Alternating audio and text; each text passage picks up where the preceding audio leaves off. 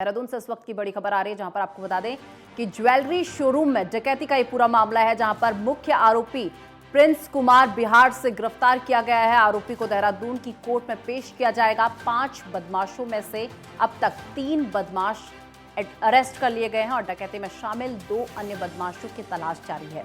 आपको याद दिला दूं कि ये ज्वेलरी शोरूम में जो चोरी हुई थी, ये 9 नवंबर की घटना है। 9 नवंबर को ये चोरी हुई थी, जिस दिन राज्य का स्थापना दिवस था और राष्ट्रपति द्रौपदी मुर्मू जो है उत्तराखंड के देहरादून पहुंची हुई थी। और उसी दिन आपको बता दें ये चोरी हुई थी। 9 नवंबर वो डेट है जिस दिन ये चोरी हुई थी। और आपको बता दें अब इस पूरे मामले में एक और आरोपी को अरेस्ट कर लिया गया है, जिसे अब देहरादून कोर्ट में पेश किया जाएगा। ये बड़ी जानकारी आपको दे रहे हैं। मुख्य आरोपी प्रिंस कुमार बिहार से गिरफ्तार किया गया है।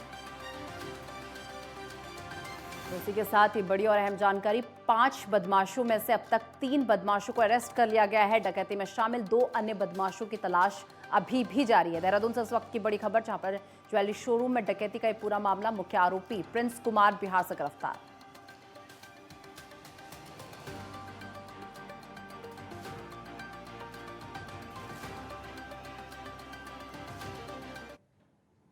इस खबर में तमाम जानकारी के लिए मेरे सहयोगी उपेंद्र सिंह राणा इस वक्त मेरे साथ जुड़ चुके हैं। उपेंद्र, जिस तरीके से बात कर ली जाए, ज्वेलरी शोरूम में जो घटना 9 नवंबर को हुई थी, जिस दिन राज्य का स्थापना दिवस था, उसमें अब एक और सफलता हाथ लगी है क्योंकि एक आरोपी और अरेस्ट हो गया है और बताया जा रहा है कि ये मुख्य आरोपी है। उपेंद्र,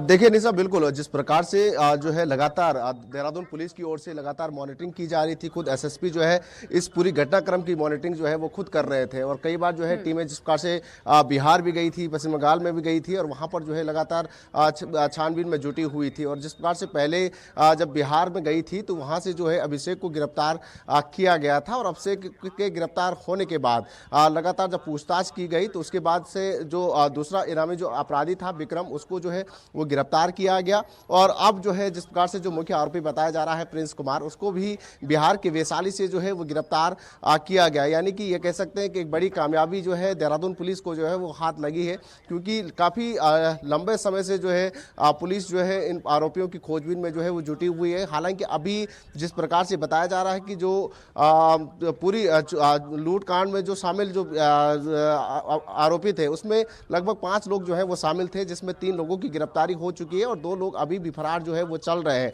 हालांकि इस पूरे घटनाक्रम में अभी तक जो है 8 से 9 लोगों की गिरफ्तारी जो है वो हो चुकी है, क्योंकि जिस प्रकार से जो अन्य लोगों की गिरफ्तारी हुई है उसमें यह कहा गया है कि जो लोग थे वो इन गैंग से जो है वो जुड़े हुए थे और उन्होंने जो है जिस प्रकार से पैसा सप्लाई जो है उनको किया था, इनके जरिए जो है इनको लूट जो है वो करवाई गई थी और पूरी रेकी की जो है लूट जो है वो की गई थी। क्योंकि 9 नवंबर का दिन था, उस दिन जिस प्रकार से राष्ट्रपति द्रौपदी मुर्मू जो है वो यहाँ पर पहुंची हुई थी और जिस प्रकार से वीवीआईपी मोमेंट था और पूरी रेकी के साथ जो है ये लूट को जो है अंजाम दिया गया था।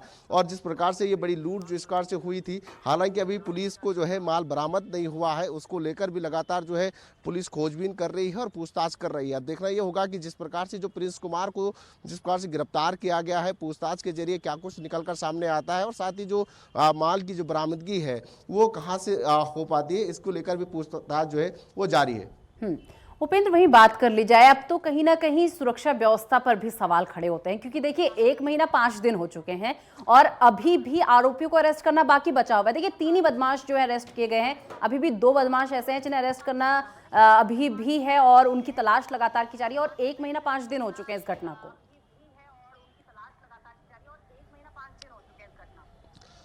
देखिए निशा, बिल्कुल ये बड़ी चुनौती जो है देहरादून पुलिस के लिए बनी हुई है, क्योंकि ये एक बड़ा गैंग है और ये इन गैंगों के द्वारा जो है बिहार, पश्चिम बंगाल, उत्तर प्रदेश कई जगहों पर जो है बड़ी बड़ी ज्वेलरी शॉपों पर जो है करोड़ों की लूट जो है पहले भी की गई है।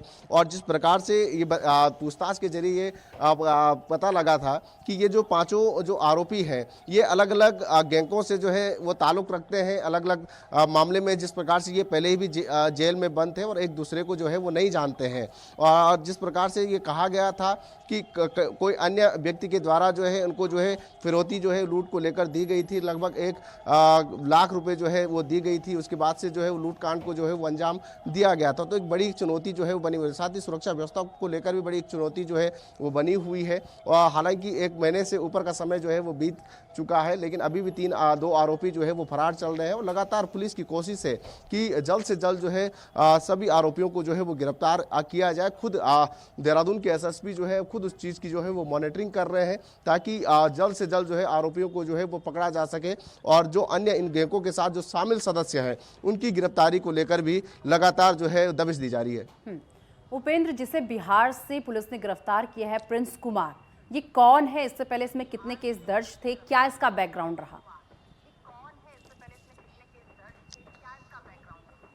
देखिए, प्रिंस कुमार की अगर बात की जाए तो प्रिंस कुमार जो है पश्चिम बंगाल में भी लूटकांड में शामिल था। साथ ही बिहार के लूटकांड में भी जो है प्रिंस कुमार का बड़ा योगदान जो है वो बताया जा रहा है। और साथ ही कई अन्य जगहों पर भी इसी तरीके से जो है प्रिंस कुमार के द्वारा जो है वो लूट को अंजाम दिया गया है। हालांकि पश्चिम बंगाल की जो पुलिस है वो भी उनकी खोजबीन में जो है वो जुटी हुई थी। और खुद बिहार की जो एसटीएफ पुलिस थी वो भी इस पूरी मामले की खोजबीन में जो है वो जुटी हुई थी। जिसके चलते जो देहरादून पुलिस और बिहार की जो एसटीएफ है उनकी संयुक्त कार्रवाई के चलते जो है प्रिंस कुमार को जो है वो गिरफ्तार किया गया है। यानी कि ये कह सकते हैं कि प्रिंस कुमार जो है पहले भी जो है लूट कांड में शामिल और कई सारे आपराधिक इतिहास जो है इसके रहे हैं। हालांकि अब पुलिस जो है उससे पूछताछ करने में भी जुटी हुई कि कई अन्य जगहों पर भी जो है इसके द्वारा जो है इस तरीके की लूट और कार्रवाई जो कार्य है वो किए न गए हो, उसको लेकर पूछताछ की जा रही है। साथ ही ये भी देखा जा रहा है जो आपराधिक इतिहास खंगालने पे जिस प्रकार से जो ये पता चला है कि कई जगहों पर जो है प्रिंस कुमार के द्वारा लूट की गई है, तो ऐसे में पुलिस जो है पूछताछ के जरिए जो है खंगालने की कोशिश की जा रही है। जो अन्य 2 आरोपी जो फरार चल रहे हैं, क्या इन्हीं गैंग के सदस्य हैं या अन्य गैंग के सदस्य हैं, ऐसे इनसे किस तरह से मिले, इस तरीके की पूछताछ भी जो है वो जारी है। साथ ही जो माल जो अभी तक जो है वो नहीं मिल पाया है उसको लेकर भी पूछताछ जो है वो जारी है।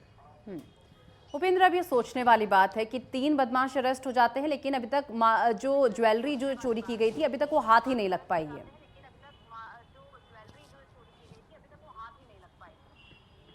देखिए, बिल्कुल यही बड़ी चुनौती जो है पुलिस के सामने है कि जो 15 से 20 करोड़ की जो लूट हुई है उसमें अभी तक जो है वो माल बरामद नहीं हो पाया है। और 3 लोगों की जो गिरफ्तारी हुई है उन 3 लोगों के पास जो है माल नहीं है। उन्होंने माल बरामदगी को लेकर किसी भी तरह के कोई सबूत जो है वो पुलिस को नहीं दिए हैं। पूछताछ के जरिए भी अभी तक कोई सबूत जो है पुलिस के हाथों नहीं लगे हैं। लेकिन जब 5 आरोपी जो बताए जा रहे हैं, इन 5 को जब गिरफ्तार किया जाएगा उसके बाद ही यह पता लग पाएगा कि माल जो है वो कहाँ पर छुपाया गया है या उसका क्या किस रूप में जो है क्या कुछ प्रयोग जो है उस माल का किया गया है। इन तमाम चीज़ों को लेकर जो है पुलिस खंगाल रही है, लगातार दबिश भी दे रही है। बिहार से लेकर पश्चिम बंगाल और अन्य अन्य ठिकानों पर जो है लगातार जो है वो दबिश दी जा रही है। उपेंद्र, इस ज्वेलरी शोरूम के मालिक का क्या कुछ कहना है?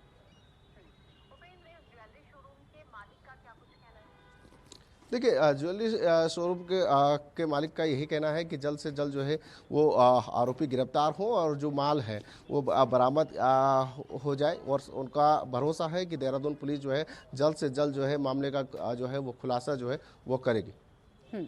इस पूरे मामले में अगर देखा जाए तो कई जगह छापेमारी की जा रही है। इस वक्त कहां पर छापेमारी जो है इन बदमाशों की जो है तलाश जल्दी से जल्दी पूरी हो सके, कहां पर छापेमारी चल रही है?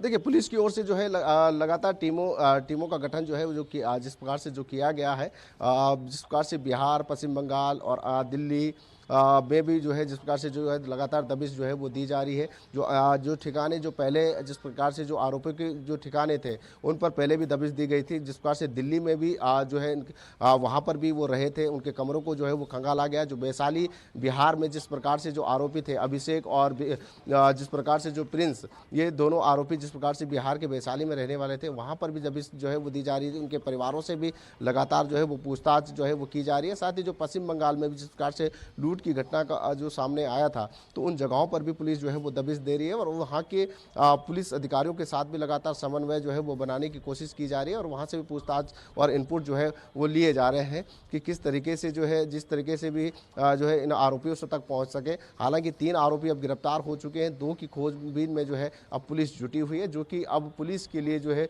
बड़ी चुनौती जो है वो बनी हुई है। उपेंद्र, बहुत शुक्रिया आपका हमारे साथ जुड़ने के लिए और ये तमाम जानकारी हम तक पहुंचाने के लिए।